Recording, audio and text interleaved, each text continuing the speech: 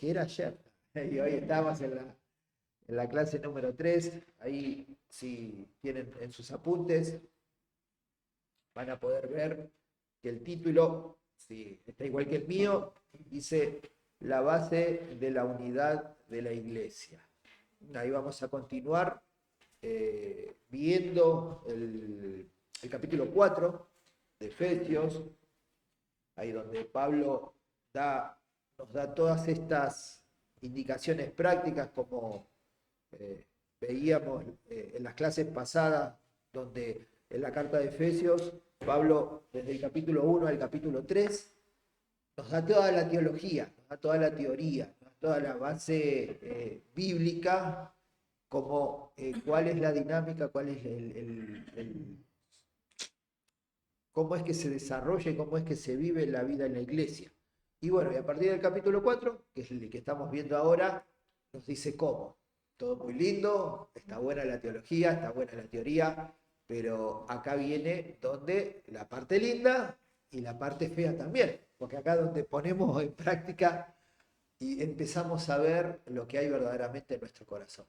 ¿No? Y veníamos charlando en el auto. Se dan lindas charlas cuando uno viene a la iglesia. A veces no, a veces viene el silencio, a veces viene el reproche, que no está bien, eso no, pero veníamos con esto de repasar la palabra de Dios. Por un caso puntual, hablando de la incredulidad, ¿no? A veces es todo tan fácil, todo tan práctico como que nos sumergimos en la palabra, a veces vemos toda la historia, lo entendemos, hacemos nuestro estudio de palabras, hacemos nuestro diagramita, vemos el bosquejo, pero cuando viene la práctica de vivir eso, ahí está nuestra mente, que no sé si está tan informada, nuestra conciencia de que está nutrida, y es donde empezamos a chocar. Ahí, como hablábamos, el choque cultural, se da el choque de nuestra conciencia con la verdad de Dios. Entonces ahí donde el Señor va haciendo su obra, y donde más te duele, si te duele, mejor es, porque el Señor va exponiendo nuestro corazón. No es que estamos acá y tildamos, esto lo hago bien, esto lo hago bien, no, mentira. No hacemos bien casi ninguna de las cosas. Pero el Señor en su gracia y su misericordia nos da las herramientas y nos da las situaciones a través de su palabra donde vamos a morir a nosotros. Y qué gozo tan hermoso cuando somos obedientes a esa palabra, ¿no? A mí me pasa particularmente con los pequeños, con los niños, a veces, o sea, y es la actitud que tiene uno. Uno dice, no sé, Morena, Elías, mira, yo te dije que hagas esto, preparé tus cosas, lo típico del domingo a la mañana, ay, ¿dónde está esto? ¿Dónde está aquello? Si hubiéramos preparado, si hubiéramos hecho de esta manera, y viste, viene como el búfalo. Está bien, hoy tenés esa actitud, no está bueno, o sea, va a haber una consecuencia por eso, pero cuando vos caes en cuenta de la verdad, donde Dios va trabajando en tu diligencia, en tu responsabilidad, en tu egoísmo, vos decís, ¿cuánto tiempo perdí en eso, no? ¿Cuánto tiempo traté de justificarme en eso? Pero es nuestro pecado que busca lo propio, que la carne quiere hacer lo que quiere la carne, y el espíritu ahí nos confronta. Y así que eso es lo que vamos a ir viendo de cómo vivimos esta palabrita, ¿no? Esta unidad en la iglesia, ¿no? Habíamos visto en la clase anterior esto del versículo 3, ¿no? De solícitos en guardar la unidad del espíritu en el vínculo de la paz, ¿no? Y habíamos dado como una pequeña introducción donde esa palabra solícitos nos habla de una emergencia, de una respuesta inmediata. O sea, sabiendo que la unidad nosotros no la podemos crear, pero sí que podemos hacer, preservarla. O sea, estar como este bombero atento ante un peligro de que esto pueda verse afectado, manos a la obra para poder resolverlo, para poder mantener la unidad en el cuerpo de la iglesia, porque esto es como es muy práctico y muy didáctico, porque es la unidad del cuerpo. Si hay una parte del cuerpo que está afectada, que está enferma, que está herida, uno va y, o sea, uno no tiene una actitud de decir, al menos que tenga lepra y tenga cortado los nervios y no siente, o tenga alguna enfermedad que le quita los nervios y uno ni se da cuenta, como pasaba con la lepra, y por eso la imagen hacia el pecado, que nos está destruyendo, pero no lo sentimos, lo disfrutamos hasta a veces. ¿No? Y nos habla hasta esa mentira en el propio cuerpo donde nuestros nervios ya están desconectados de ese dolor y no lo ven. Pero cuando los nervios están conectados y sentimos ese dolor, ¿qué hacemos? Una venda, vamos al médico que nos recomiende algo y esto pasa, esa misma imagen didáctica pasa en el cuerpo de la iglesia. Si hay una parte del cuerpo, un hermano, yo mismo, ahí estamos urgentes a ver que esa parte, ¿qué está pasando? A salvaguardar la integridad de esa parte. Y eso es guardar la unidad. Y ahí ves que en el primer párrafo habla de eso que dijimos recién, que no es algo que lo podamos crear, fabricar, sino que es algo que lo podemos preservar. Y sabes qué, es muchísimo más fácil destruirlo que salvaguardarlo. Vos fíjate que cuando hay edificios que son de, por ejemplo, en Estados Unidos de 50 pisos, 100 pisos, lleva todo un proceso, hacer toda la construcción, lleva años, pero fíjate que los equipos de demolición, dinamita, tic, tic, tic, y en cuestión de segundos se vino abajo. Bueno, esa misma imagen gráfica es lo que pasa cuando uno no está atento y solícito a guardar esta unidad. Y uno mismo puede ser el factor, uno mismo puede ser esa dinamita y ese detonador que puede hacer que todo se venga abajo, ¿no? Entonces, ¿qué facilidad hay en destruir la unidad, ¿no? Por mi actitud, o sea, por una actitud mal motivada, ¿no? Una actitud egoísta podemos llegar a hacer eso. Vamos a ir a Primera de Juan. Dejamos un dedito ahí en Efesios. Primera de Juan, capítulo 1, versículo 3. Ahí se los leo. Si ya llegaron.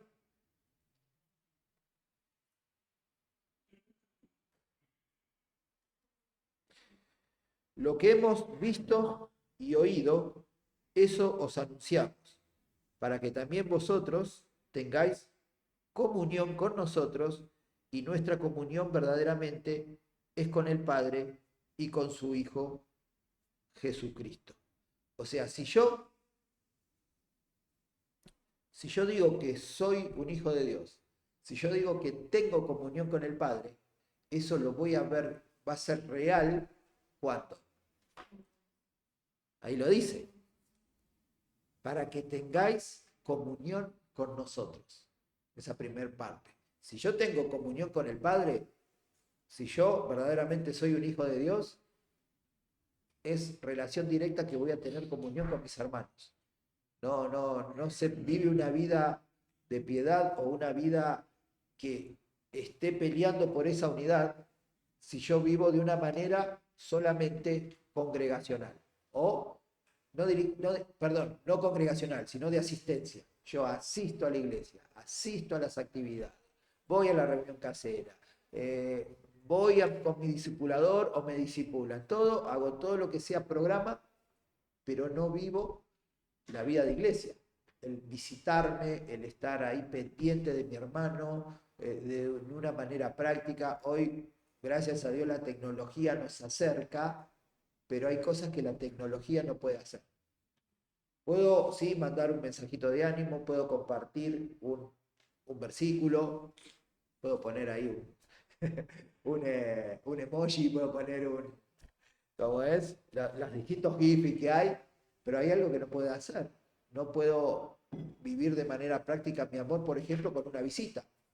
Porque puedo mandar un mensaje y está buenísimo, pero a veces alimenta nuestro egoísmo, o nuestras excusas, o nuestra idolatría. Y vos decís, ¿cómo idolatría? Y sí, porque pienso en mí, y tengo tareas para hacer, la casa mira cómo está, no sé, un montón de... Hace frío, hace calor, le mando un mensajito, un llamadito, pero no es lo mismo cuando yo voy, gasto de mi tiempo, muero a mí y una visita, una hora, compartimos algo, o solamente estar ahí. ¿Qué te pasa? O uno mismo, o cuando uno recibe una visita, es precioso, ¿no? A veces duele porque, bueno, nos marcan el pecado casi siempre, pero es el amor de Dios expresado en nuestras vidas. Entonces, en eso yo voy guardando, y acá como dice Juan, ahí en su primera carta, ahí nos pone en claro que si yo soy hijo de Dios, tengo que gastarme en la vida de iglesia con mis hermanos. Está buenísimo que hagamos todas las actividades que hay. Ahí son oportunidades para disfrutar de los medios de gracia que el Señor nos da. Su misericordia, su amor, aprendo de la palabra, pero yo lo pongo en práctica cuando vivo esa interdependencia, esa interrelación con mis hermanos. Y se da de manera preciosa. Hoy vamos a tener la oportunidad y con los jóvenes de juntarnos, compartir, comemos algo rico, aunque no comamos nada rico, aunque pasemos tiempo. ¿Viste? Ahí el corazón, no, dale, quiero más.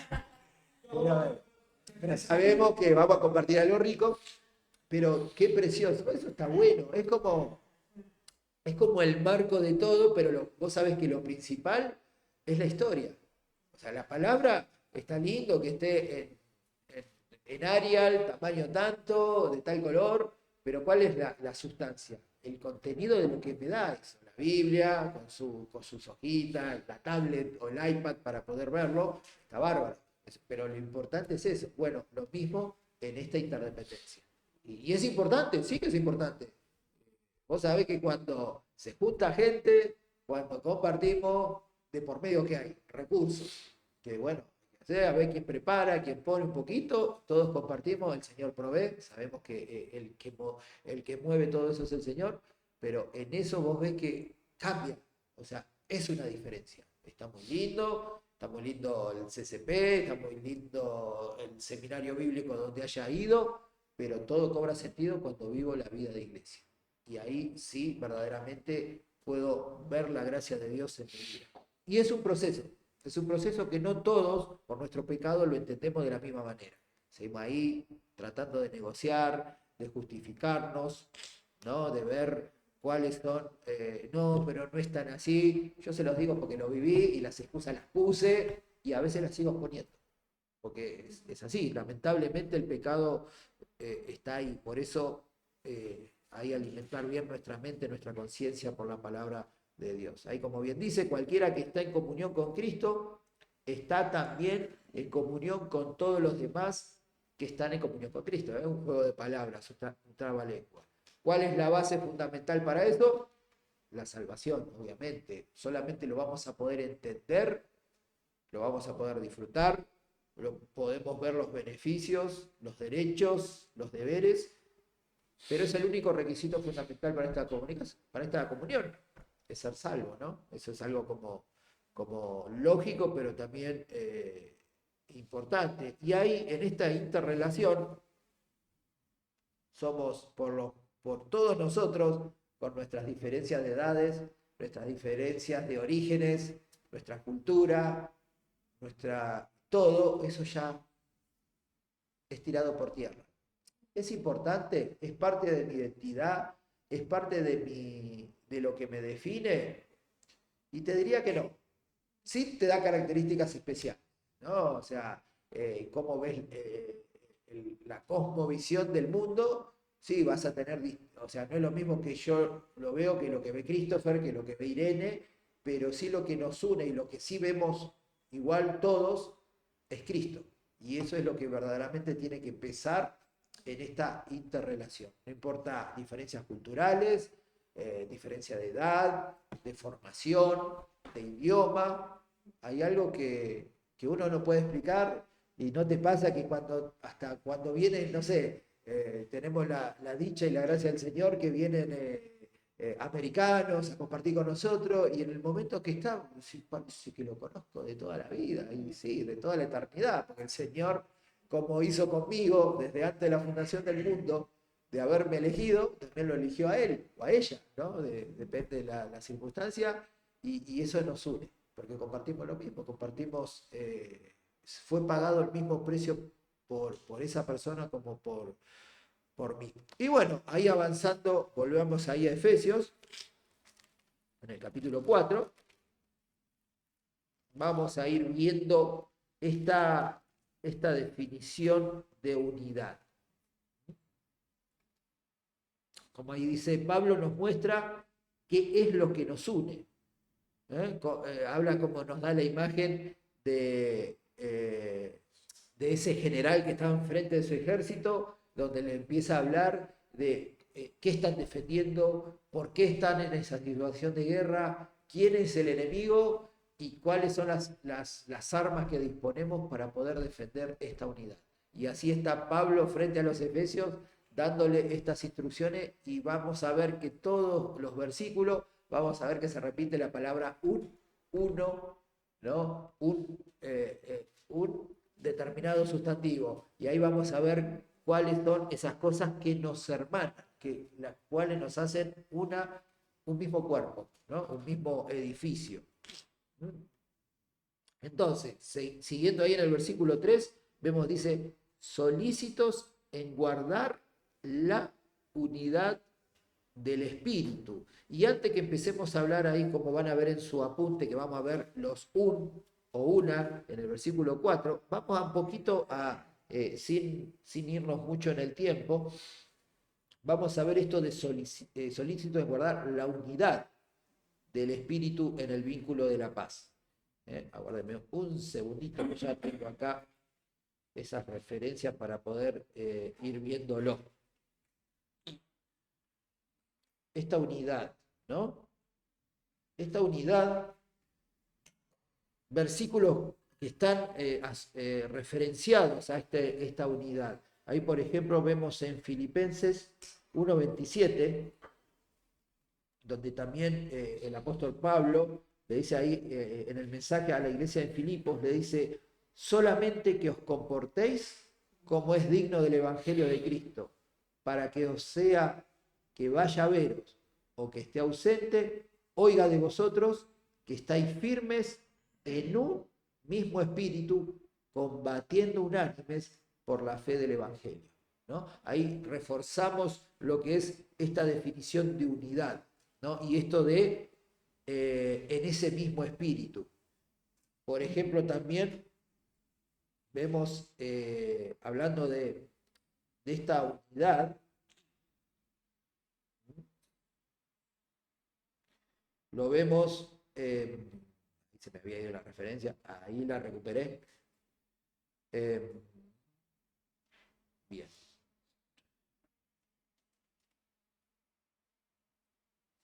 Primera a los Corintios, pensé que se me había ido, lo tenía acá. Primera a los Corintios, capítulo 1, versículos 10. Os ruego pues, hermanos, por el nombre de nuestro Señor Jesucristo, que habléis todos una misma cosa, y que no haya entre vosotros divisiones, sino que estéis perfectamente unidos en una misma mente y en un mismo parecer.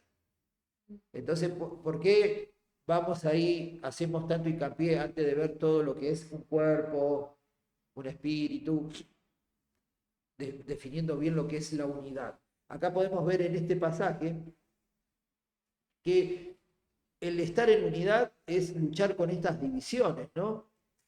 Es que todos tengamos una misma mente, un mismo parecer. ¿Cuál es nuestra mente? ¿Cuál es la mente de Cristo? Eso es lo que, con eso también salvaguardamos la unidad, ¿no?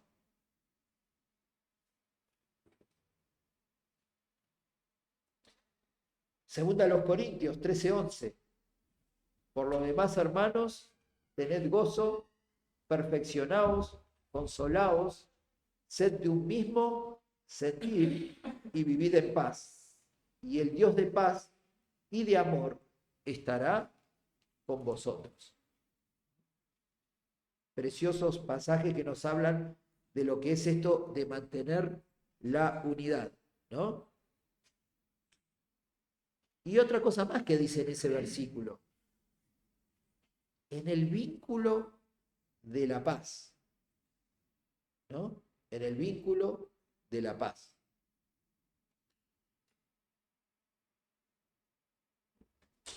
Y esa paz solamente la puede dar el Señor. Y esa paz la defendemos cuando todos somos de un mismo sentir. ¿A qué se refiere con esa paz? A todo esto, al salvaguardar la unidad, a no pensar en lo que a mí me parece, en lo que yo creo, que mi mente sea la mente de Cristo. Y cuando uno lucha por eso, cuando uno da su vida por eso, como consecuencia está este fruto de la paz. Voy a estar en paz con mis hermanos. Sí, hay cosas que vamos a hacer diferentes. Yo como o hago la comida de una manera diferente, yo organizo mi día de una manera diferente, o tengo diferentes gustos, ¿no? Pero hay algo que no puede ser diferente. Hay algo que en la mente no puede ser diferente. Lo que yo pienso sanamente y bíblicamente del Señor. ¿Cuál es mi teología? En eso no debería, no puede haber diferencia, porque si no, estaríamos ahí como cuando se cambiaron los idiomas ahí en Babel, todos hablando un distinto idioma y no nos entenderíamos y estaríamos ahí, eh, no, el ladrillo ese es mío, ¿no? ¿Qué dijo el otro? Entonces tenemos que manejar todos ese mismo lenguaje. Por eso es tan importante tener esta definición de unidad. Y ahí sí, avancemos como pueden ver en su apunte. Y ahí arrancamos, ¿no?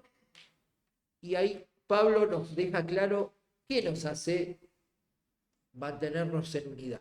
¿Por qué debemos mantenernos en unidad? Porque somos parte, como dice ahí en el versículo 4, un cuerpo, un cuerpo. Esta definición ya la hemos visto. Esta es la definición que el Señor, a través de la pluma o del escrito o la palabra de Pablo, nos muestra la similitud entre la iglesia y el cuerpo. Es un cuerpo físico, es un cuerpo espiritual, ¿no? Y donde el cual la cabeza, el que dirige todo, es Cristo. Y como la cabeza es la que dirige, el cuerpo se sujeta a lo que dice, a las instrucciones que da esa cabeza. Y en esa cabeza, ¿qué hay? Hay un cerebro, hay una mente. Entonces, ese cuerpo tiene que ser obediente a esa mente. Yo cuando me estoy expresando, muevo mi cabeza, miro a alguien, o sea, todo va en base a lo que el cerebro y la mente va dando instrucciones, ¿no? ¿Qué palabra usar gramaticalmente? Ahora que estamos con toda esa...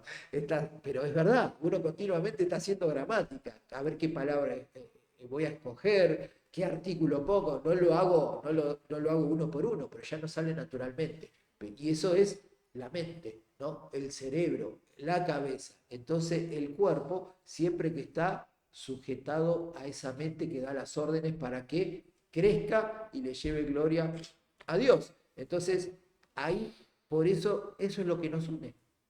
¿Y por qué? Por ahí en la definición está todo muy lindo. Vos podés saber acá en tu apunte que hay 2 o 3 oraciones donde dice todos somos parte uno de los otros. Vas a ver que dice entre paréntesis interdependencia y todos nos necesitamos desesperadamente unos a otros. Y vos podés decir, está linda la definición, está todo muy lindo. Bueno, pasemos al próximo. Y vos decís, a ver, zafé, ya está, un cuerpo. Pero ¿sabés qué pasa? Muchas veces no lo vemos así. O creo que la mayoría de las veces por nuestro pecado no lo queremos ver así. ¿No? Queremos ver que no, está todo muy lindo, está todo muy práctico, pero ¿viste el hermano el comentario que me hizo? O me dijo aquello, o me dijo lo otro. Y vos te pensás, ¿quién permite todas esas situaciones? Y vos decís, ay, el enemigo. No, no, porque viste, él no puede ver que yo esté bien. Y ahí empezamos a creer las mentiras, ¿no? Situaciones que nos incomodan, situaciones en las cuales vemos y pongamos toda. apuntemos todo a la mano, porque la oreja está en contra de la mano. Ilógico, necio.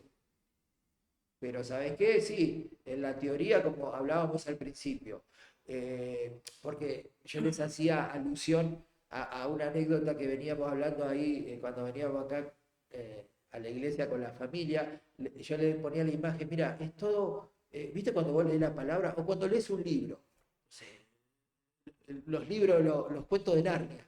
Y viste, y vos, wow, te metes en la historia, en el guión, y vos decís, wow, qué bueno, y hasta como que lo vivís. Qué, qué espectacular, te metes ahí en las historias bíblicas, casi que ves cómo el mar rojo se abrió y pasás ahí por el medio, pero cerraste el libro y bueno, quedó como un lindo cuento, o quedó como una linda película que fui a ver, un libro que me cautivó, que me ayudó a entretenerme. Sí, aprendí algo, pero ¿por qué en el día a día no puedo ver?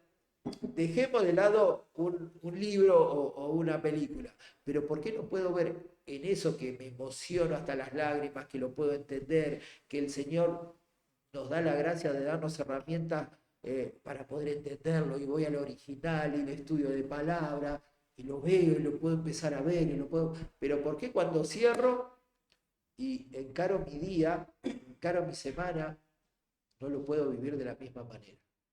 No puedo ver que tengo la misma actitud que Moisés cuando golpeó la piedra. ¿Por qué no puedo ver que tengo la misma actitud cuando Sansón le pedía a los padres que le buscaran a esa mujer? Si bien ahí en la parte del versículo dice, pero los padres no sabían que ahí había un plan de Dios para eso. Pero ¿por qué tengo esas actitudes y estoy ahí luchando con eso? Pero vos me podés decir, ¿y qué tiene que ver? Porque eso sería algo personal, individual. Sí, pero ¿sabes qué? Pero cada una de esas actitudes, cada una de esas cosas que yo voy viviendo, no es que te afectan a vos solo o a vos sola, porque vos sos parte del cuerpo. Y cada pecado en el cual yo soy negligente en no luchar con eso, yo estoy afectando a todo el cuerpo de creyentes. Parece algo difícil de entender, parece algo difícil de digerir, pero es la realidad, porque somos parte los unos de los otros. Y por eso es tan importante que se te clave en el corazón, que lo pongas en tu agenda, lo pongas en tu día a día, lo pongas ahí en la puerta antes de salir de tu casa, que sos parte de un cuerpo. Por ahí suena algo trivial, suena algo de definición de diccionario, pero vos sos parte de ese uno, que tiene muchos unas y unos. Y entonces todo lo que hagamos, lo mismo que cuando nos gozamos y disfrutamos de las bendiciones, uno se tiene que gozar con los que se gozan y sufrir con los que sufren. Entonces por eso es tan importante que tengamos este concepto del cuerpo, que tenemos que vivir en esa interdependencia, porque la mano tiene que ir urgente a cuando hay una herida en una parte del cuerpo y curarla y sanarla, porque hace la integridad del todo del cuerpo y hay algo por el cual ese cuerpo subsiste y sobrevive, por la cabeza que es Cristo, ¿no? Y si se sufre el cuerpo, obviamente se sufre la cabeza, ¿no? Entonces es tan importante y por eso machacar esto de el cuerpo. Esperen que vuelvo, había perdido el pasaje acá. Ahí está, volví. Un cuerpo. Un cuerpo. Y este cuerpo, estamos hablando que es la iglesia, ¿no? Romanos 12:5. Así nosotros, siendo muchos, somos un cuerpo en Cristo y todos miembros los unos de los otros. Y ahí se suma la definición. Yo soy miembro los unos de los otros. Yo soy parte, yo puedo llegar yo soy la mano del otro cuerpo, ¿no? O sea, soy interdependencia, el uno del otro. Volvamos a leerlo. Así nosotros, siendo muchos, somos un cuerpo en Cristo y todos miembros los unos de los otros. Por eso me gozo con el que se goza y me entristezco con el que se entristece. Por eso esto que nos tenga muy, muy en claro y necesario y urgente entender esto de por qué somos una unidad en ese cuerpo. Bien, avancemos, que nos avanza la hora también. Y ahí nomás, un cuerpo y un espíritu. ¿No? Este espíritu habla del Espíritu Santo, habita en cada creyente, pero ¿qué pasa? Esto no lo hace autónomo, sino participante de este espíritu. Es un solo espíritu que vive de forma omnipresente en todos. Bien. Esto habla de que obviamente otra cosa que tenemos en común, cuando creemos en Cristo, cuando viene ese momento histórico en nuestras vidas, ese momento eterno, donde cambió todo, donde ya no somos los mismos, donde ya pasamos de ser enemigos, donde pasamos de estar muertos a estar vivos, ese es el mismo espíritu que vivificó a Cristo, que lo resucitó de los muertos, es el mismo espíritu que hizo las obras tremendas que podemos leer en el Antiguo Testamento cada vez que fue individualmente a cada persona o a cada patriarca, es ese mismo Espíritu Santo que nos unifica. ¿No? Ese es el mismo Espíritu Santo que está en cada uno de nosotros, que nos da comunión con el Padre, el que nos va dando el discernimiento, el que nos va dando esa claridad que antes no teníamos porque vivíamos en tinieblas. Ese es el mismo espíritu, el cual compartimos, el cual nos constriñe, el cual nos llena de gozo y el cual también nos llama la atención, ¿no? A veces cuando hacemos las cosas como nosotros queremos, ¿no? Eso es lo que menos nos gusta. Y ese Espíritu Santo, ese es el que unifica nuestras vidas en Cristo. Perfecto. Hasta ahí vamos bien. Y ahí habla, avanzando, venimos bien con el tiempo, sí, venimos bien. Un espíritu como fuisteis también llamados en una misma esperanza. ¿Y cuál es esa esperanza? Como ahí tienen ahí en el apunte, vayamos ahí a Tito. Tito 2:13.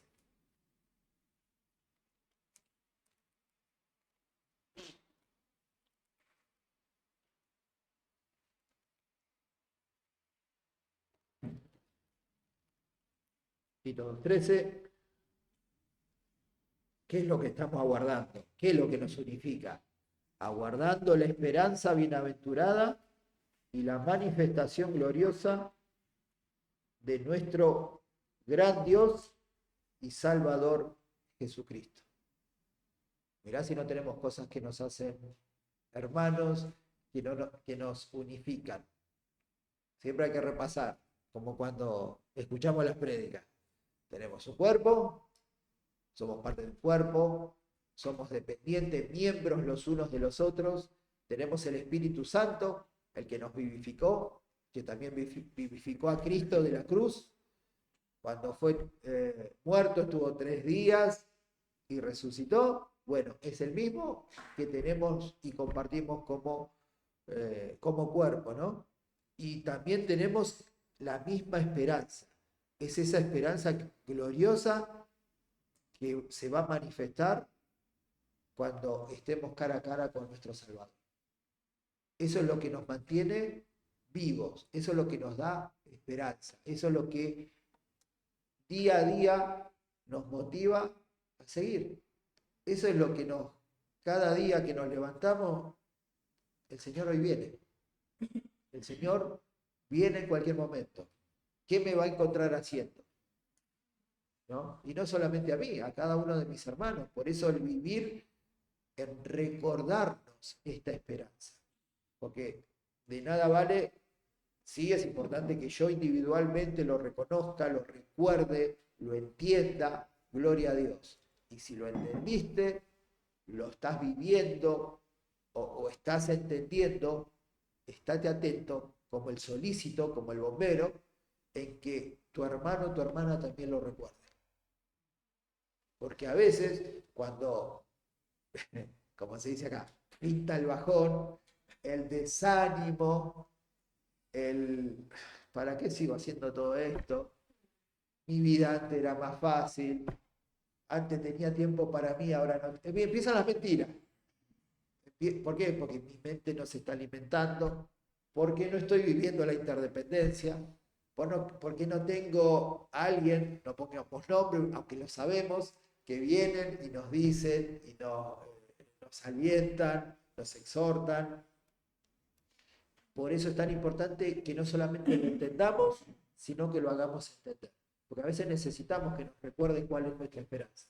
A veces en el afán, en el trajín del día a día, de nuestras actividades, de nuestras responsabilidades, es como que vivimos sin esperanza. El día cuando vio ahí el dibujo animado del progreso del peregrino, y la parte que él más se acuerda era el hombre, no hay esperanza, no hay esperanza, que estaba ahí encerrado y no tenía esperanza. Y que a veces nosotros vivimos así. Parece que no tuviéramos esperanza. Parece que nos olvidáramos de esa esperanza. Sí, el mundo tiene, vos le preguntás a cualquier persona, sí, tiene el por qué vivir, por mis hijos, por mi carrera, por realizarme, por esto, por aquello, por vivir mejor, por tener un mejor trabajo, por ir a vivir a Hawái, no sé. Cosas que en definitiva se van a terminar, se van a destruir. Pero como cuerpo yo tengo que recordarlo día a día, también hacerlo recordar. Hermano, hermana, ¿sabés por qué estás viviendo? ¿Sabés quién te dio vida? ¿Sabés quién te dio el regalo precioso de la salvación? Es aquel que un día lo vamos a ver cara a cara, frente a frente. Entonces no te olvides de eso.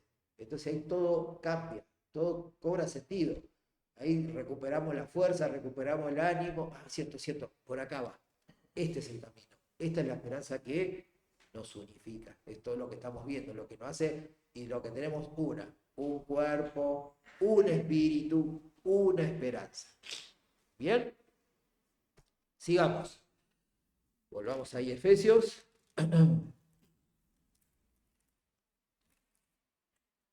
Efesios 4. Bien. Efesios 4. Estamos en el versículo 4.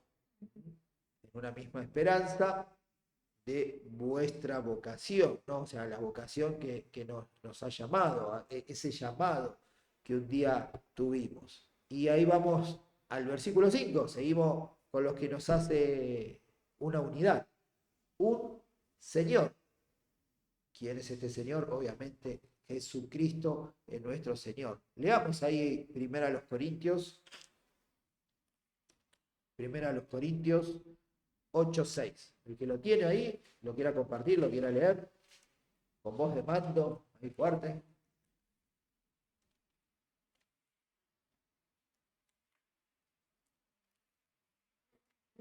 Para nosotros, sin embargo, solo hay un Dios, el Padre, del cual proceden todas las cosas.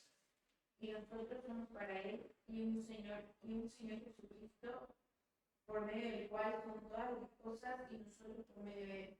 Amén, ¿no? Ahí recordándolo, que Él es nuestro Señor.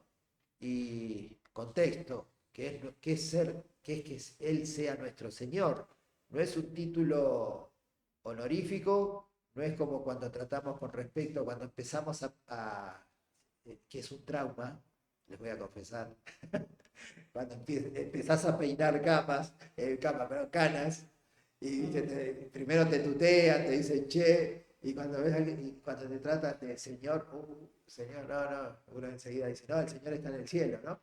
Pero, eh, pero viste, te pega ahí es verdad, ya tengo canas y la gente joven te cambia el trato.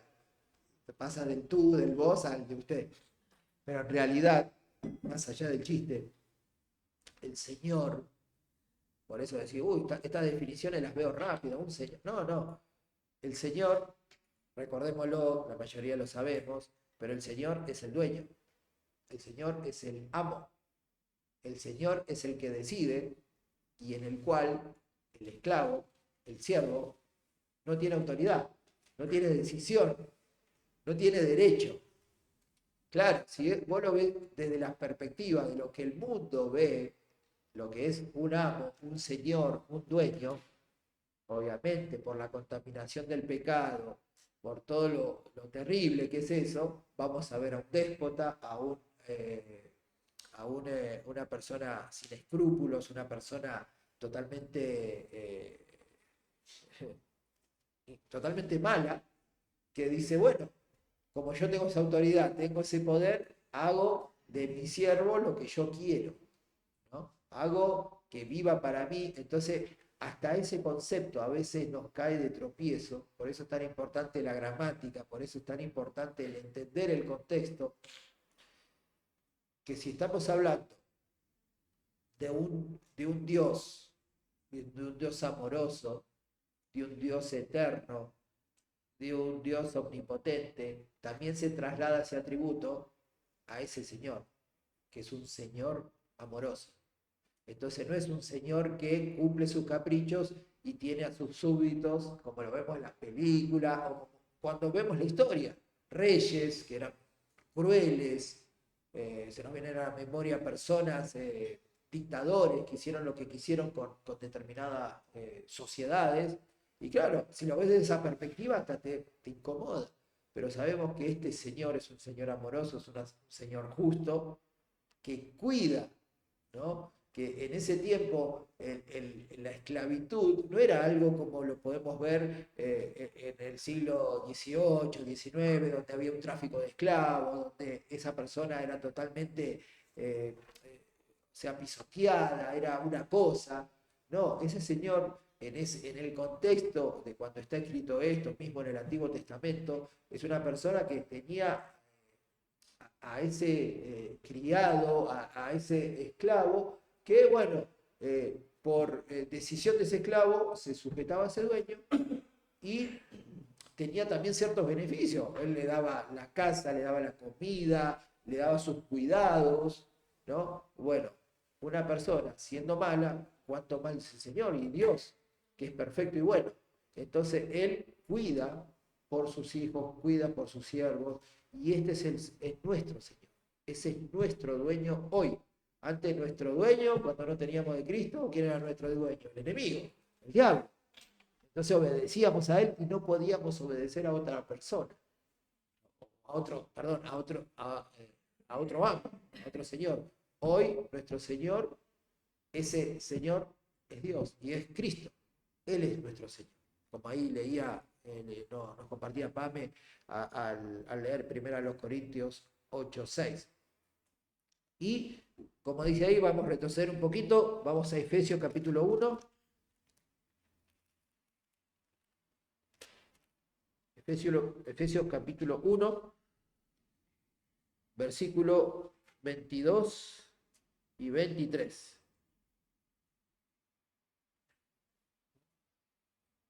Dice así: y sometió todas las cosas bajo sus pies y lo dio por cabeza sobre todas las cosas a la iglesia, la cual es su cuerpo, la plenitud de aquel que todo lo llena en todo.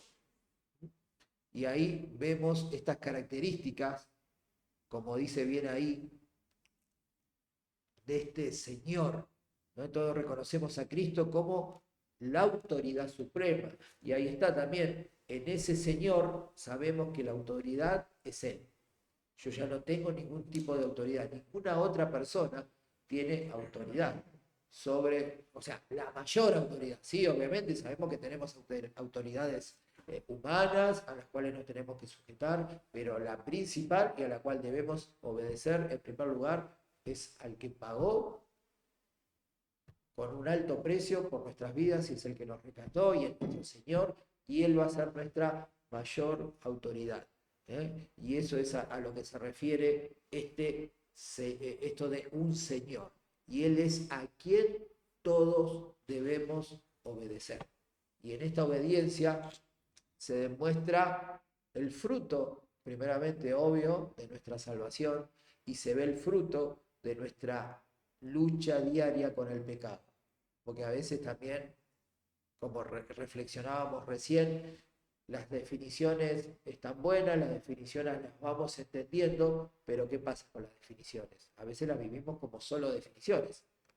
Las tenemos en nuestra cabecita, pero no las tenemos en el día a día, en nuestra vida, no la tenemos como verdades.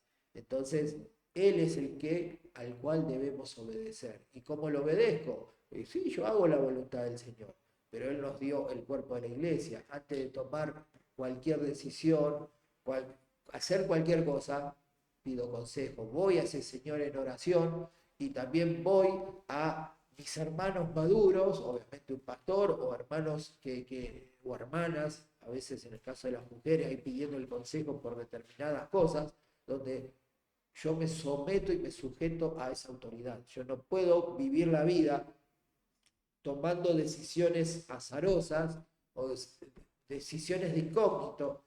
Ah, te mudaste, no sabía que te mudaste.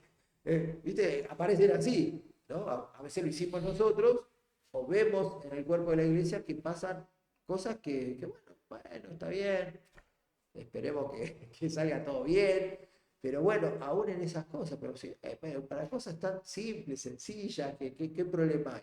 Pero ya se va viendo, o sea, es como un termómetro. Si yo voy viendo en mi vida o en la vida de un hermano en el que se mueve como una unidad solitaria, ya vamos viendo que en esa persona no está viviendo esa unidad, está viviendo su vida de manera como él cree. Quizás lo escuda con versículos, hace en vez de hacer la exégesis, hace la eisegesis y le da el sentido a lo que te daré todo lo que pise la planta de tu pie. Y yo pisé ese terreno y me metí ahí y ya está. A mí me dijo el Señor que alquile acá, ¿no? Entonces es como que lo llenamos de espiritualidad, pero en realidad vivimos la vida como nosotros queremos, sin pedir consejo, como si no tuviéramos Señor, como que nuestra vida es autónoma. Y que bueno, nos cuesta porque empezamos a batallar ahí con nuestro egoísmo, con nuestra cultura, con cómo vivo las cosas, y no, hoy en día sabemos que si tenemos un Señor que él cuida, si Él cuida de las aves, como cantamos, ¿cómo no va a cuidar de mí? ¿Cómo no va a dar el mejor consejo para que yo viva una vida que le lleve gloria y honra y encima me llene de gozo a mí? Avanzamos. Y ya vamos terminando. Una fe, ¿no? Todos los creyentes verdaderos tenemos las mismas convicciones en cuanto al Evangelio, ¿no? Eso está mismo en el versículo 5, ¿no? Un Señor, una fe. Y esa es la fe que nos une. Es la fe, ¿cuál es nuestra fe? Creemos en Cristo, creemos que estuvimos perdidos, que vivíamos sin Dios, que veía que me exponían a su ley y no tenía escapatoria. Tengo una fe que el Hijo de Dios, que Cristo es Dios hecho hombre, que Él vivió una vida perfecta, que Él cumplió que Él fue el Cordero de Dios, que cumplió con ese sacrificio y que resucitó al tercer día, que hoy está sentado a la diestra y que solamente con el hecho de creer en Él y vivir una vida para Él es que pasé de la muerte a la vida y todos compartimos esa misma fe. Vuelvo a repetir, a veces vivimos como que no tenemos en claro cuál es nuestra fe, cuál es lo que en nosotros creemos. Y tenemos ahí también un bautismo, todos lo hemos compartido, todos lo compartimos. Cuando creímos, no es que eso nos dé sea testimonio de que seamos salvos o no, pero sí es un símbolo en el cual yo muestro en público aquello que yo vengo con las convicciones de que soy una unidad, que tengo un Señor, que tengo una fe, que tengo un espíritu, y que bueno, como me identifico, es una imagen en que como Cristo murió, ahí voy a la imagen de cuando soy sumergido. Hace poquito ahí pasó acá nuestro amigo Davis por esa situación, por eso hoy está acá. Precioso momento donde uno da testimonio ante el cuerpo de la iglesia en lo que era antes, y cuando sale del agua, como Cristo resucitó, uno resucita a una nueva vida. Y eso es lo que también nos une. Tenemos el mismo bautismo. Y por último, ahí tenemos un Dios y Padre. En la lista encontramos una referencia al Espíritu, a Cristo y ahora al Padre, ¿no? Esa Trinidad. La unidad de la Iglesia refleja la unidad de la Trinidad desde la eternidad. O sea, creemos y tenemos el mismo Dios, el mismo Padre, el mismo Espíritu, el mismo Señor Jesucristo, o sea, el mismo Hijo. Entonces, fija cuántas cosas están definiendo y cuántas cosas nos hacen esa unidad, nos hacen uno, nos hacen interdependientes. Y ahí, como ya terminando ahí en tu apunte, dice: la comunión no es una teoría, sino algo práctico. Vayamos a ese pasaje que está en Hechos. Ahí el que lo tenga. Dice que los que recibieron su palabra fueron bautizados. Añadieron aquel día como 3,000 personas. Amén, ¿no? Vemos una vida de comunión ya desde la iglesia primitiva. Apenas nació la iglesia, o sea, sabemos que en las dispensaciones, desde este versículo, ¿no? desde este capítulo, la iglesia, desde Hechos 2 hasta que el Señor venga, y desde ese mismo momento ya había una comunión. Vos me podrás decir o me podrás argumentar, la situación era distinta, la cultura era distinta, pero hay cosas que no han cambiado, ¿no? Hay cosas que necesitamos, y la misma palabra nos convence, ¿no? Lo que leíamos el pasaje al inicio, de que si somos hijos de Dios, tenemos que tener comunión los unos con los otros. Vayamos al otro pasaje, a Juan 13:35. Como dice ahí, ¿no? En esto conocerán todos que sois mis discípulos, si tuviereis amor los unos con los otros. Y vos decís: sí, yo amo a mis hermanos, yo los quiero, los aprecio, y yo me río con ellos, compartimos juntos. Sí, pero por ahí me estoy olvidando de la definición de la palabra amor. El amor no es que a mí me agrade, el amor no es que a mí me haga reír, el amor no es que yo obtenga un beneficio, el amor es entrega total, sin esperar nada a cambio. El amor es desgastarme hasta lo que no tengo por mi hermano o por mi hermana. Entonces eso es el verdadero amor, eso es la verdadera comunión, es eso lo que mantiene firme esta unidad. El símbolo de nuestra comunión es la copa y el pan, porque nos recuerdan la base de nuestra comunión. Ahí, como vemos ese pasaje en 1 Corintios 10:16. La copa de bendición que bendecimos no es la comunión de la sangre de Cristo. El pan que partimos no es la comunión del cuerpo de Cristo. O sea, no es solo, como ahí cita ese pasaje y Pablo haciendo estas preguntas retóricas, no es algo que solamente respondamos al sí o no, es algo que nos recuerda cuán precioso sacrificio hizo el Señor por nosotros y cuán es urgente, volviendo al inicio, cuán solícitos tenemos que ser en guardar esa unidad. Quizá hay situaciones que estamos viviendo que vos decís, hasta ahí, te hace difícil vivir esa unidad muchas veces, ¿no? A veces se hace difícil en amar a mi hermano, amar a mi hermana por situaciones, por circunstancias. Obviamente sabemos que es el pecado, pero Dios no me llamó a resolver las cosas como yo quiero, sino que Él me llamó a ser fiel, a ser obediente y, como veíamos en la última clase, a tener humildad, a sujetarme, a vivir por la unidad de la iglesia. No hay iglesia perfecta, no hay iglesia que sea perfecta. ¿Por qué? Porque está lleno de personas imperfectas, porque está llena de pecadores, redimidos sí, pero que están transitando por la vida tratando de entender, en muchos casos, otras veces no lo pueden entender porque no hay demasiada claridad, pero Dios no me llamó a dividir, Dios no me llamó a ser el justiciero, sino que el único que ejerce justicia es el Señor. Y yo tengo que ser obediente a eso y velar por la unidad del cuerpo de la iglesia. Que no sea yo parte de esa desunión, que yo no sea parte de esa división, sino que lo que hoy aprendimos lo podamos poner en práctica y lo podamos vivir a través de la comunión, a través de interesarme por mi hermano. Quizás uno sabe que hay cosas que hoy ya no puedo hacer o no me permiten hacer, pero hay cosas que sí puedo hacer. Es amar a mi hermano, es compartir, visitarlo, que me visiten, y el Señor va a obrar. En oración uno le entrega todo lo que está viviendo y Él va a obrar.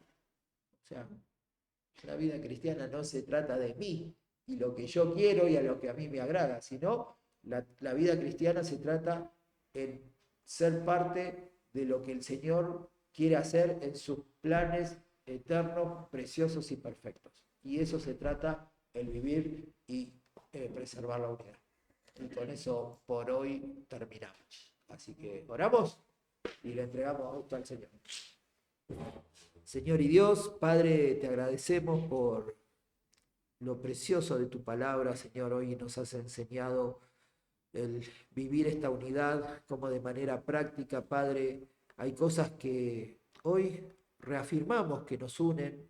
Tenemos un espíritu, un cuerpo, un bautismo, esa Trinidad preciosa, un Señor Jesucristo, un Padre, un Espíritu. Tenemos una esperanza, Señor, esa esperanza que cobra sentido cada día, Señor. Y gracias, Padre, por recordarnos que hoy estamos viviendo en egoísmo, hoy estamos viviendo con motivaciones incorrectas, Señor, y tú nos llamaste a serte fiel, a ser obedientes y a sujetarnos a tu preciosa voluntad, Señor. Que hoy lo podamos vivir, que hoy lo podamos contagiar a nuestros hermanos, a exhortarlos y animarlos a vivir esta unidad y por esta esperanza que tenemos. Padre, gracias por tu palabra y dejamos el resto de este día en tus manos, orando en el nombre de Cristo Jesús. Amén.